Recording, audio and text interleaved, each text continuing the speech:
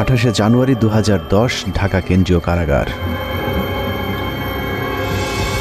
রাত 9:30 থেকে 11টা পর্যন্ত ঢাকা কেন্দ্রীয় কারাগারের আশপাশ ও কারাগারের অভ্যন্তরের সব বিদ্যুৎ একযোগে বন্ধ হয়ে যায়। বন্ধ হয়ে যায় বললে ভুল হবে, বন্ধ করে দেয়া হয়।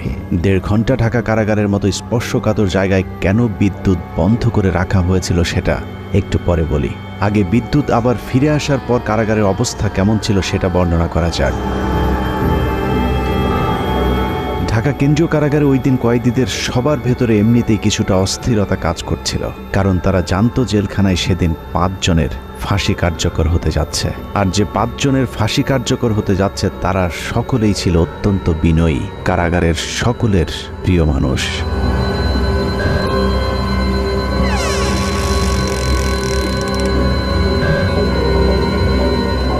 রাত 12:01 colonel Farooq Rahman, major AK Mohiuddin Ahmed artillery, Mohiuddin lancer ও সুলতান শাহরিয়ার রশিদ খানকে ফাঁসিতে ঝুলিয়ে হত্যা করা হয়। 4 জনকে ফাঁসি দেওয়া হলেও লাশের সংখ্যা ছিল মোট 5টি। ফাঁসি কার্যকরের পরদিন যথারীতি 5টি লাশ পাঠানো হয় যার যার গ্রামের বাড়িতে, কিন্তু একটি লাশের ক্ষেত্রে বিশেষ নিরাপত্তা ব্যবস্থা রাখা হয়েছিল, আর সেটাই হলো চুয়াডাঙ্গার সূর্য সন্তান মেজর বজলুল হুদার। মেজর বজলুল হুদার বাড়ি চুয়াডাঙ্গার হাটবোয়ালিয়া গ্রামে সেদিন র্যাব পুলিশের উপস্থিতি দেখে মনে হয়েছে আইন শৃঙ্খলা বাহিনী বোধহয় চুয়াডাঙ্গাবাসীর বিরুদ্ধে যুদ্ধের প্রস্তুতি নিচ্ছে। যুদ্ধের এই আয়োজন ছিল মূলত মেজর বজলুল হুদার মরদেহ যেন কেউ দেখতে না পারে সেটা নিশ্চিত করা। লাশ কেন দেখতে দেয়া যাবে না সেটা জানতে আমরা হাটবোয়ালিয়া গ্রামের মানুষের বক্তব্য শুনতে চেয়েছিলাম। বজলুল ভাইয়ের লাশ আসার সময় আমি আমার পটে যাবো, এর মধ্যে পুলিশি টহল, শুধু টহল পুলিশি দাঁড়ায়, যারা মসজিদে এমন হয় আসা যায় না। তারপরে কিছুক্ষণ পরে শুনলাম ভাইয়ের লাশ আসছে ভোরের দিকে। প্রশাসনের লোক ছিল, ওনার লাশটা প্রথমে হাটবলে কেন্দ্রে হয়, প্রচুর লোক। এই অবস্থায় বাড়ির ভেতরে ঢুকতে দিয়েছিল না। আমার জানাজাত লাশটা ধোয়ানোর কথা, কিন্তু পুলিশের বাধার কারণে আমি লাশটা ধোয়াতে পারিনি। লাশ আসার পরে তার প্রশাসনের লোক যারা আসছিল লাশ নিয়ে, তারা যেখানে টাইম দিয়েছে তাকে দাফন করতে হবে। সে দেশের মানুষের জন্যই মনে করেন সবসময় ছিল, দেশের মানুষের পাশে থাকতো সবসময়। চুয়াডাঙ্গার মানুষের কাছে মেজর বজলুল হুদা ছিলেন এক আদর্শের প্রতীক, যে কারণে আইন শৃঙ্খলা বাহিনীর ব্যাপক উপস্থিতি আর জোর জবরদস্তির পরেও প্রিয় মানুষটিকে শেষবারের মতো একটু দেখতে চাওয়া মানুষের ঢল ছিল চোখে পড়বার মতো। আইন শৃঙ্খলা বাহিনীর নির্দেশনা ছিল 5 মিনিটের মধ্যে মেজর বজলুল হুদাকে দাফন করতে হবে, কিন্তু জনরোষের মুখে আইন শৃঙ্খলা বাহিনী পিছু হাঁটতে বাধ্য হয়। প্রিয় মুখটাকে গোসল না দিয়ে কিছুতেই চুয়াডাঙ্গার মানুষ তার দাফন করাতে চাননি। বাধ্য হয়ে প্রশাসন তাদেরকে আধা ঘন্টা সময় বেঁধে দিয়েছিল দাফন করবার জন্যে। 4টা-5টার দিকে আসলো, লোকজন নাই একেবারে, মানে সম্পূর্ণ একেবারে হলো কোনো মানুষজন ঢুকতে দিচ্ছে না। র্যাবের এক কর্মকর্তা আমাকে জিজ্ঞেস করলো কেমন উনি লোক ছিল। তা আমি তখন বললাম যে সে কেমন মানুষ ছিল এটা আপনারা কিছুক্ষণ পরে দেখতে পারবেন। তো বলি যে এত ভালো মানুষ, তাহলে এরকম একটা কাজ করলো কেন? তা বলছে যে কাজ করলে এই কারণে, সে তো নিজের জন্য করে না, সে তো দেশের জন্য করেছে। যারা 15 আগস্টে ছিল তারা সবই মুক্তিযোদ্ধা, কেউ কোনো পাকিস্তানি ফেরত আসবি না, সব মুক্তিযোদ্ধা। তারপরে লাশ আসলো, এত পরিমাণ লোক সরকারের নিয়ন্ত্রণে সে লাশ এই এলাকার জনসাধারণ ছিনিয়ে নিল, এবং এত পরিমাণ লোক হয়েছে যেটা নজিরবিহীন একটা ঘটনা। পুলিশের আন্ডারে থাকবে না, আমরা আমাদের লাশ আমরা হলো আমাদের আন্ডারে হবে, দাফন হবে। পুলিশের আন্ডারে রাখতে চেয়েছিল কিনা? পুলিশের আন্ডারে তো না, সেগুলো পুলিশের আন্ডারে তো স্বাভাবিক নিয়ম, সেভাবে আমরা হলো সরকারি কাজ আমরা দাফন করি। তা আমরা বললাম যে না, দাফন ওইভাবে না, আমাদের পারিবারিকভাবে বা এলাকার মানুষের হলো দাফন হবে তার ভেতরে। অতএব তারা তখন হলো দিতে বাধ্য হয়েছে। হাজার হাজার মানুষ চলে এসেছে মেজর বজলুল হুদাকে এক নজর দেখার জন্যে। হাটবোয়ালিয়া বাজারে এত মানুষ এর আগে হয়তো কখনো কেউ দেখেনি। গোসলের অনুমতি দিচ্ছিল না। এই সময় আলমডাঙ্গা থানার যিনি ওসি ছিলেন উনি খুবই খারাপ আচরণ করছিলেন। আমাদের তারা হুমকি দিচ্ছে, হ্যান ত্যান, র্যাব পুলিশ আইসে আমাদের বলছে না, লাশ তাড়াতাড়ি মাঠে। আর প্রশাসন খুব তাড়াতাড়ি করে চাপ দেয়, ধোয়া টোয়া এগুলা বাদ দিয়ে, গোসল টোসল বাদ দিয়ে দাফন করতে হবে এমন পুলিশের নির্দেশ ছিল, এবং সাথে ঢাকার থেকে টিমও আসছিল। ওই সময় প্রশাসনের ভূমিকা কেমন? প্রশাসন প্রথমে মার মুখে অবস্থায় ছিল, যখন সাধারণ মানুষ পাবলিক বলল যে ঠিক আছে আমরা লাশ না দেখে আমরা দাফন করব না, তখন লক্ষ লক্ষ মানে সাধারণ মানুষ চারিদিক থেকে আসার পরে তাদের চাপের কারণে তখন লাশ আমাদের কাছে দিতে বাধ্য হয়েছে। এই সময়ের মধ্যে অসংখ্য মানুষ মেজর বজলুল হুদাকে শেষবারের মতো একটু দেখতে ছুটে যান তার গ্রামের বাড়ি হাটবোয়ালিয়াতে। 3 জেলার জনগণের কারণে প্রশাসনের লোক এখানে পিছিয়ে আইতে যায়, তারা এখান থেকে সরে যাওয়ার পর এখানে জনগণের ইচ্ছা মতো তাদের দেখানো হয়েছে। মাটি দেওয়ার চাইছিল, তো এখান থেকে লেট করানো হলো যে একটু পরে লাশটা মাটি দেওয়া হোক, এই হিসাবে একটু দেরি করে লাশ দেখার পরিপ্রেক্ষিতে আমরা দেখছিলাম। এতটুকু পর্যন্ত ঠিকই ছিল, কিন্তু মেজর বজলুল হুদাকে গোসল করাতে গিয়ে চুয়াডাঙ্গার মানুষ সাক্ষী হয়েছিল নৃশংসতম এক ঘটনার। কাফনের কাপড় সরাতেই দেখা যায় মেজর বজলুল হুদাকে আসলে ফাঁসি দেওয়া হয়নি, তাকে জবাই করে হত্যা করা হয়েছে। মুক্তিযুদ্ধে সর্বাধিক জেনারেল ওসমানীর পিএস সাবেক সংসদ সদস্য আপনাদের প্রিয় সন্তান প্রশাসনমূলক বিচারের মধ্য দিয়ে হত্যা করা হয়েছে। আমরা এ হত্যার বিচার চাই। ইনশাল্লাহ বাংলার মাটিতে তাকে হত্যার বিচার একদিন হবে হবে। সে ফেরেশতা তুল্য, সে কোনো অপরাধ কারোর সাথে করেনি, মানুষের উপকার করেছে। গলারে কাপড় খুলে দেখি যে এখান থেকে এত দূর, মানে 2 ইঞ্চি না, একদম পুরো মানে ছুরি চালালে যেভাবে হয়, কষাইরা যেভাবে ছুরি চালালে যেভাবে কাটেন ওইভাবে কাটা, সুতা 3-4 পর্ব করে সেটা দিয়ে সেলাই করা, হাতে পায়ে কোথাও পুরো আঘাতের চিহ্ন নাই। এটা জবাই করা, এটা তার ফাঁসি নাই, কোনো রগগাটা নাই, কিছু নাই। গলায় ছিল একটা টেপটা সরিয়ে দেখলাম হাতটা ঢুকে গেল, পট সুতো দিয়ে কালো সুতো দেয় তার সেলাই করা অনেক দূরে দূরে, রক্ত টপ টপ টপে পড়তেই আসে। গলা কাটা ছিল, এটা আমরা দেখেছি। ফাঁসি হলে গলায় হালকা দাগ থাকে, গলা তো কাটা থাকে না, তো গলা সেলাই থাকে না। কবরস্থানে যখন মাটি দিছে তখনও কাফনের রক্তে ভিজে গেছে। ফাঁসি দেওয়ার নামে তাকে জবাই করা হয়েছে। লাশটা কি আপনি দেখছিলেন? জি জি, আমি লাশটা দেখেছি, চোখে দেখেছি। লাশ ওনার গলাটা কাটা ছিল এবং সেইখান থেকে অনবরত রক্তক্ষরণ হচ্ছিল। লাশটা কেমন দেখছিলেন বলেন? লাশটা দেখছি যে এলো তো লাশ জেল কোড অনুযায়ী সেরকম তো হলো জবাই করা হয় না, কিন্তু পুরাপুরি জবাই করেছে। সে হলো একটা হত্যাকাণ্ড, পুরা রক্ত বাড়াচ্ছে। কেমন ছিল এটা একটু? একেবারে সম্পূর্ণ গলা কাটিয়ে রক্ত বাড়াচ্ছে, তখন পর্যন্ত যখন আসে তখন পর্যন্ত রক্ত বাড়াচ্ছে। গলা কাটার পরে ওখানে সেলাই টেলাই দেওয়া এরকম কিছু দাগ? না, সেলাই কাটিয়েছে, কাটার পরে তারপরে হলো সেলাই দিয়েছে। কফিন খোলার পরে আমরা তখন দেখি যে তার মুখ এবং সবকিছু রক্তে ভেজা। ফাঁসি দেওয়া লাশ তো মানে রক্ত থাকার কথা না। তারপর যখন গোসল করানোর জন্য নেওয়া হয়, দেখি যে গলার এখান থেকে এ পর্যন্ত কাটা এবং মোটা সুতা দিয়ে সেলাই করা। ধোয়ানোর পরও যখন খাটিয়ে করে লাশ নিচ্ছি তখনও রক্ত কিন্তু তাজা রক্ত টপ টপ বসছে। ভিডিওর সময় কি কি দেখেছিলেন একটু বলেন তো? ভিডিও করার সময় দেখছিলাম এই সাইডে একটা বড় আকারে একটা দাগ দেখছিলাম।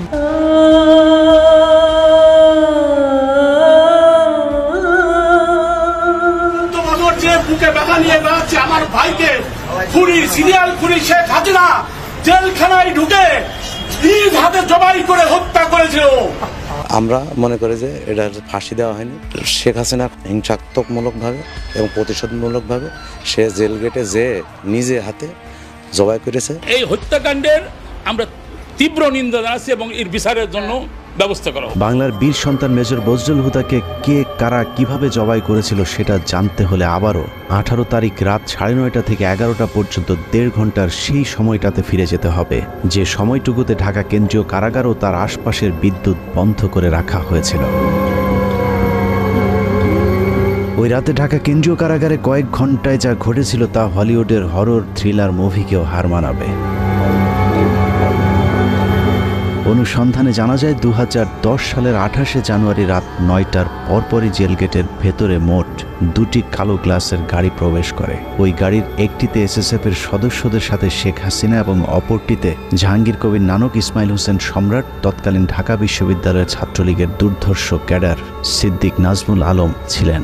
ধারণা করা হচ্ছে ওই রাতের অপারেশনের পুরস্কার হিসেবে পরের বছর 2011 সালে ছাত্রলীগের কেন্দ্রীয় সাধারণ সম্পাদকের পদে বসানো হয় নাজমুলকে।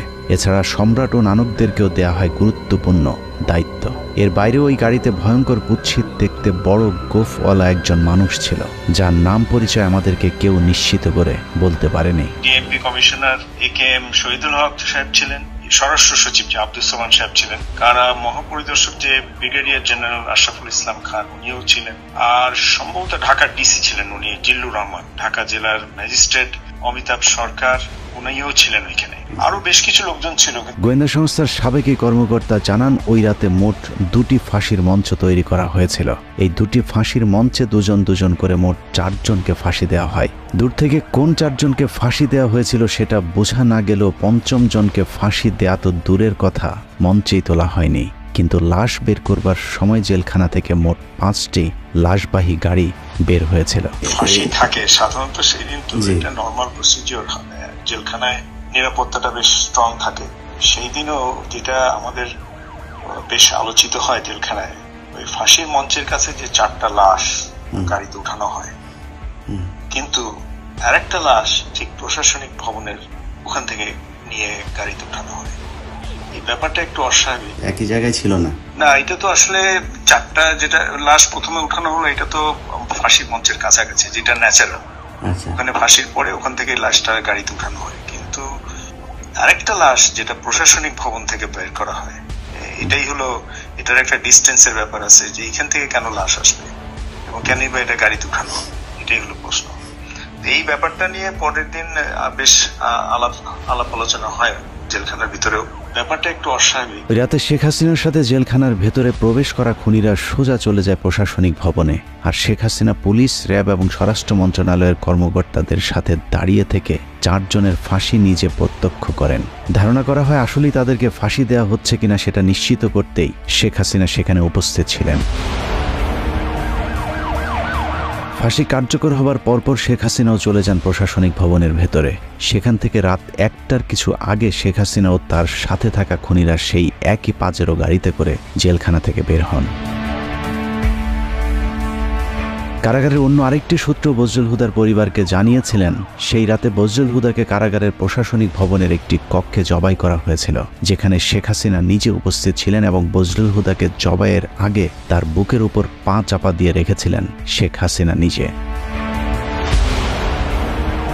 সে রাতে শেখ হাসিনা সহ তার সাথে থাকা সব খুনির গায়ে রক্ত লেগেছিল, কিন্তু সম্রাটের গায়ে সাদা টি-শার্ট থাকায় সেটা অনেকের চোখেই পড়েছিল। ওই পরের দিন একটা বিষয় খুব আমাদের 2-1 জনের নজরে আসে যে প্রধানমন্ত্রী জাহাঙ্গীর কবির নানক, সম্রাট আর নাজমুল যখন প্রশাসনিক ভবন থেকে বাইরে আসে, তখন এই সম্রাটের গায়ে রক্তের দাগ ছিল। 2-1 জন এটা দেখতে পায়। এখন ব্যাপারটা হয়েছে যে এই ধরনের জিনিসগুলো তো আমরা গ্যারান্টি দিয়ে বলতে পারছি না, কিন্তু তখন ওই সময় যে সমস্ত লোকজন উপস্থিত ছিল, যে এখন তারা সবাই এখন বাংলাদেশে বেশিরভাগই আছেন, পুলিশের প্রশাসনের মধ্যেও আছেন, এই সমস্ত অফিসার বা লোকজন যারা উইটনেস ছিল, যারা সাক্ষী ছিল, তাদেরকে এখন ধরলেই এই জিনিসটা মোটামুটি তদন্তের আওতায় আনা যায়। এবং তাদের পরিবার যেটা অভিযোগ করে যে তাকে জবাই করে মারা হয়েছে, এবং এই যে অস্বাভাবিক অ্যাক্টিভিটিস গুলো যেগুলো জেলখানার মধ্যে দেখা গেছিল ফাঁসির সময়, ফাঁসির পরবর্তীতে, এটা পরিষ্কার তদন্তের মধ্যে বের করাটা খুবই সহজ। ঘটনার বর্ণনা শুনে অনেকের কাছেই হয়তো অসম্ভব, অবিশ্বাস্য এক গল্পের মতো মনে হচ্ছে। তবে আপনি যদি শেখ হাসিনার ব্যক্তিগত সহকারী মতিউর রহমান রেন্টুর আমার ফাঁসি চাই বইটি পড়ে থাকেন, তাহলে আপনার কাছে শেখ হাসিনার চরিত্রের সাথে আজকের ঘটনাটি হুবহু মিলে যাবে। মতিউর রহমান রেন্টুর তথ্য অনুযায়ী শেখ হাসিনা যেদিন মৃত্যুর খবর শুনতেন সেদিন স্বাভাবিক দিনের চেয়ে অনেক বেশি খেতেন। এই ঘর থেকে ওই ঘরে দৌড়ে পৈশাচিক এক উল্লাস করতেন তিনি। জাহানারা ইমাম যেদিন মারা যায় সেদিন শেখ হাসিনা বিছানার উপরে উঠে 2 হাত দিয়ে কাপড়ের 2 মাথা ধরে নাচছিলেন, কারণ তিনি জাহানারা ইমামকে তার প্রতিদ্বন্দ্বী মনে করতেন। এক কথায় শেখ হাসিনা একজন নরপিশাচ, রক্তপিপাসু, মানসিক বিকারগ্রস্ত একজন উম্মাদ, যে কারণে একজন মানুষ যার আর কয়েক ঘন্টা পরে ফাঁসি কার্যকর হবে তাকেও নৃশংসভাবে জবাই করে হত্যা করবার কথা চিন্তা করতে পারে। একটু চোখ বন্ধ করে ভেবে দেখুন, কত নৃশংস নরপিশাচের হাত থেকে আল্লাহ আমাদেরকে বাঁচিয়ে দিয়েছেন। শেখ হাসিনা নাই, শেখ হাসিনা চলে গেছে, শেখ হাসিনা পালায় না। যাই হোক, 15 আগস্টের বীর মুক্তিযোদ্ধা মেজর বজলুল হুদাদেরকে আমরা সম্মান দিতে পারিনি, যে কারণে আজ আবারও শেখ মুজিবের প্রেতাত্মা আমাদের উপর চেপে বসেছিল।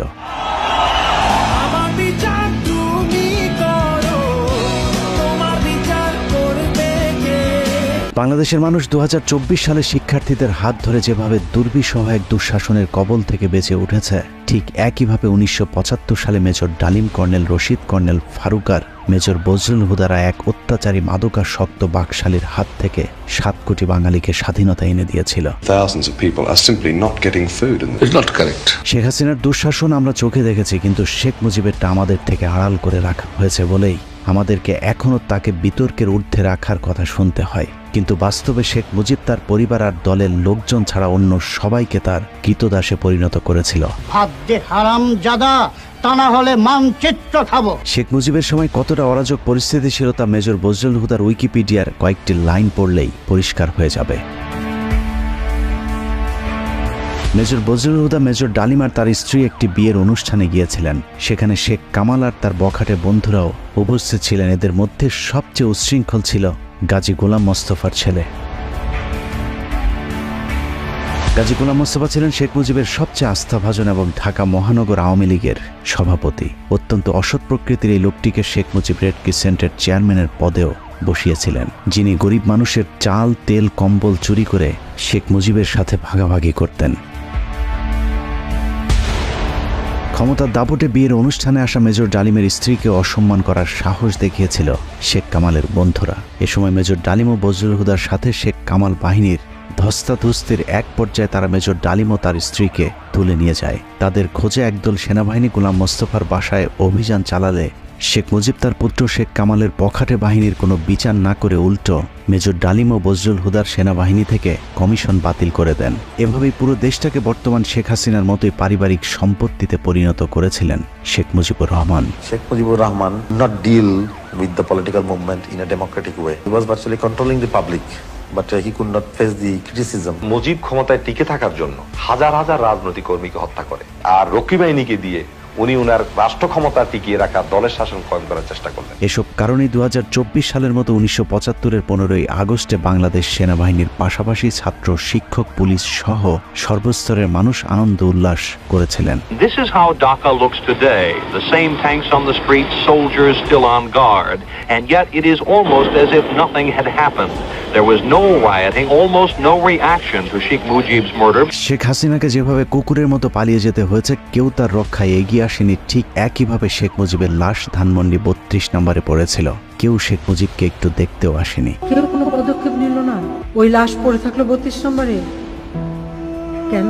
এত বড় সংগঠন, এত নেতা কোথায় ছিল? জানা যায় লোকজন ডেকে পাওয়া যায়নি। 570 সাবানা রিলিফের কাপড়ে দাফন করা হয়েছিল বাকশাল মুজিবকে। আবার কি এক টুকরো কাফনের কাপড়ও নিয়ে যাননি, কাপড়ের পাড় ছিঁড়ে তারপর সেই কাফন দেওয়া হয়েছিল। অন্যদিকে মেজর বজলুল হুদাদের জানা যায় পুলিশ দিয়েও মানুষের বাঁধ ভাঙা জোয়ার আটকে রাখা যায়নি। মানুষের চাপে আধা ঘন্টার মধ্যে দুবার জানাজার নামাজ পড়ানো হয়েছিল। ওখানে যারা জানাজায় অংশগ্রহণ করতে পারেনি, দ্বিতীয় জানাজায় নগরবালা ঈদগাহ মাঠে লক্ষ লক্ষ জনগণ সবাই লাইন ধরে দেখছে, দেখার পরে এখানে তাকে দাফন করা হয়েছে। মেজর ডালিম হুদাদের জন্ম আছে, মৃত্যু নেই। মরণের মধ্য দিয়ে তারা অমর হয়ে আজীবন বেঁচে থাকবে এদেশের মানুষের হৃদয়ে। ভাইয়ের কথা বলে শেষ করতে